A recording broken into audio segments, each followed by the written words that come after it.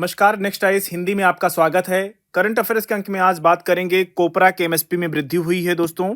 ये न्यूज में बना है और इसको द हिंदू ने कवर किया था अपने अंक में। दोस्तों एमएसपी इतना इंपॉर्टेंट टॉपिक है, यूपीएससी का कह लीजिए फेवरेट टॉपिक है और ये आपके जीएस पेपर 3 के अंतर्गत कृषि और अर्थव्यवस्था के अंतर्गत ये कवर होगा। अब देखिए न्यूज क्या बनी थी, न्यूज के ऊपर बात कर लेते हैं। दोस्तों cabinet committee on economic affairs CCA ने 2024 सीजन के लिए नारियल खोपरे कि न्यूनतम समर्थन मूल्य एमएसपी में बढ़ोतरी की मंजूरी दे दी है। बेसिकली ये कोपरा या खोपरा बोलते हैं इसको, ये नारियल का व्हाइट वाला हिस्सा होता है, उसके लिए प्रयोग किया जाता है। दोस्तों एमएसपी इतना इंपॉर्टेंट टॉपिक है, यूपीएससी का कह लीजिए फेवरेट पसंदीदा विषय है। ना केवल प्रीलिम्स में पूछा जाता है, मेंस के लिए भी बहुत इंपॉर्टेंट है। आपको कुछ प्रश्न को दिखाना चाहेंगे, आपको प्रीलिम्स के कुछ क्वेश्चन हैं।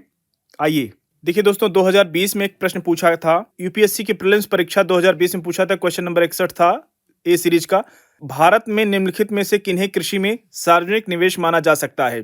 सभी फसलों के एक क्वेश्चन तो ये दिखाना चाहेंगे। फिर 2020 में ही पूछा था ये क्वेश्चन, हाल ही के बीते दिनों में निम्नलिखित में से कौन से कारक हैं या कौन सी नीतियां हैं भारत में चावल के मूल्य को प्रभावित कर रही हैं? तो 4 कथन दिए गए हैं। न्यूनतम समर्थन मूल्य, सरकार द्वारा व्यापार करना, तो आप इसकी इंपॉर्टेंस देखिए। फिर 2020 में एक क्वेश्चन था, निम्नलिखित कथनों पर विचार कीजिए। सब 2 कथन पूछे गए हैं। सभी अनाजों, दालों एवं तिलहनों का न्यूनतम समर्थन मूल्य एमएसपी भारत के किसी भी राज्य या केंद्र शासित प्रदेश यूटी में असीमित होता है। दूसरा है, अनाजों एवं दालों का एमएसपी किसी भी राज्य केंद्र शासित प्रदेश में उस स्तर पर निर्धारित किया जाता है जिस स्तर पर बाजार मूल्य कभी नहीं पहुंच पाती।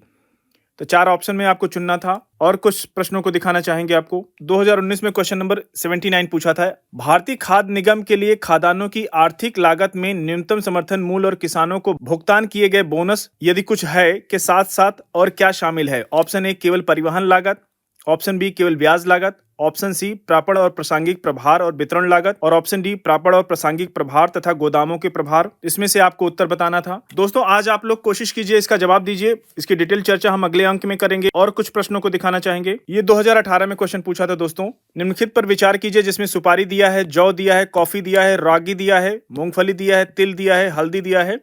उसमें से पूछ रहा है कि उपयुक्त में से किनके एमएसपी की घोषणा आर्थिक मामलों की कैबिनेट समिति ने की है। ठीक है, देख रहे हैं सीधा सीधा क्वेश्चन पूछ रहा है और कुछ क्वेश्चन को दिखाएंगे आपको। 2015 में पूछा था, क्वेश्चन नंबर 13 था, गन्ने की उचित एवं लाभप्रद कीमत एफआरपी को निम्नलिखित में से कौन अनुमोदित करता है या करती है? 4 ऑप्शन दिए हैं, आर्थिक मामलों की केंद्रीय मंत्रिमंडलीय समिति, या ऑप्शन बी कृषि लागत और कीमत आयोग, ऑप्शन सी कृषि मंत्रालय का विपणन और निरीक्षण निदेशालय, ऑप्शन डी कृषि उत्पाद और विपणन समिति।